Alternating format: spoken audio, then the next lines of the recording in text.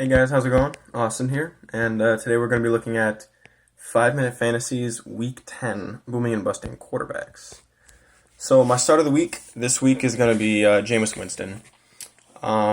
He's had a pretty up and down season, just like the Tampa Bay Buccaneers have. I think, surprisingly, they only have 2 wins. They seem, somehow, even though they're a bad team, they seem like they should have more wins than 2. But nonetheless, he's going up against the Arizona Cardinals, who have been giving up the most touchdowns to opposing quarterbacks so far this season.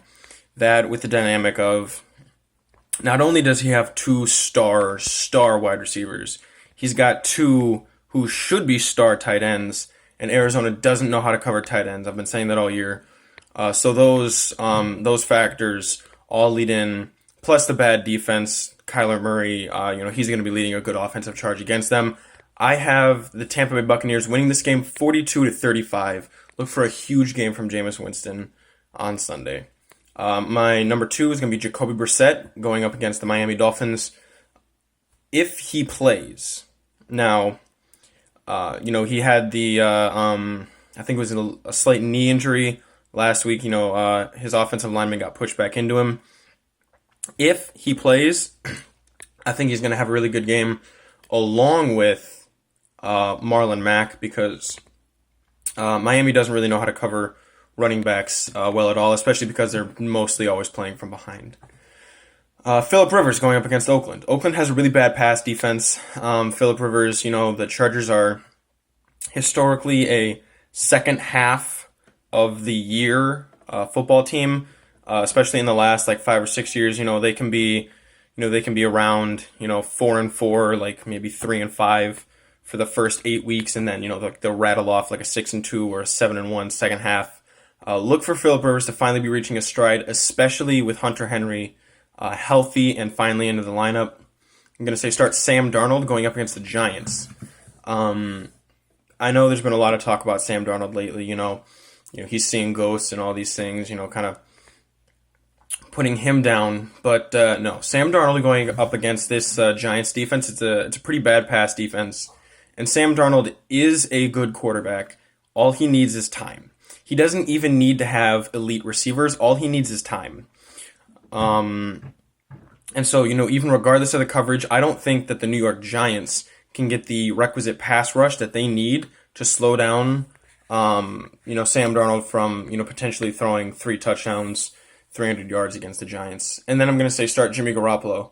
The Seattle Seahawks have a terrible defense and an MVP at quarterback.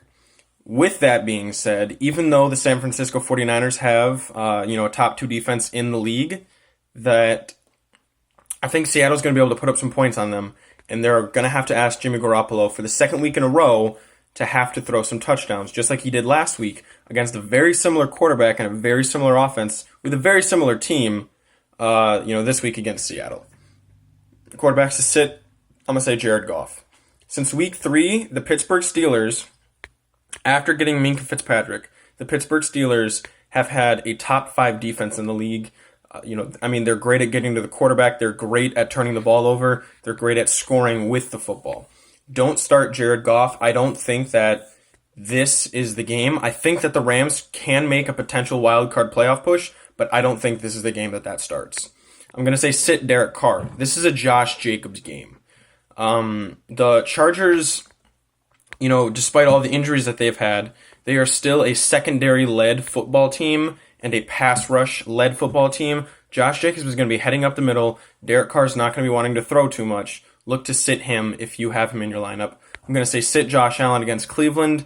I think that this could potentially be one of the worst games to watch this week. The Cleveland Browns versus the Buffalo Bills. Imagine watching this game 3 years ago. Oh, man. But I think Cleveland is supposed to have a talented defense, and they should be able to shut Josh Allen down. In the same token, I'm going to say sit Baker Mayfield.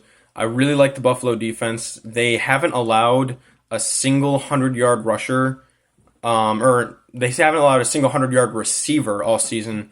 And, that's really going to damage Baker Mayfield's numbers. They've got a good linebacking crew, and they've got a good secondary. And then also sit Daniel Jones. I really like the Jets defense. It's a lot better than advertised. I mean, if their offense would stop fumbling, stop throwing the ball away, giving the opponent short fields, they'd be giving up a lot less points per game.